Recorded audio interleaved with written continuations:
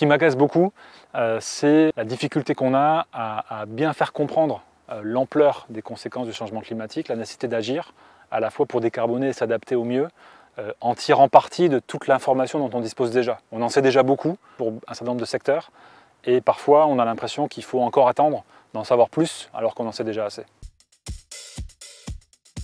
Je ne sais pas si j'ai beaucoup d'espoir, en fait. On essaie d'être lucide, surtout dans notre position de scientifique, c'est-à-dire de mesurer l'ampleur des enjeux et de faire au mieux avec nos responsabilités, avec les moyens qui nous sont donnés, pour tirer parti au maximum de nos compétences, de nos expertises, pour apporter l'information la plus pertinente possible pour contribuer au débat public et à la prise de décision.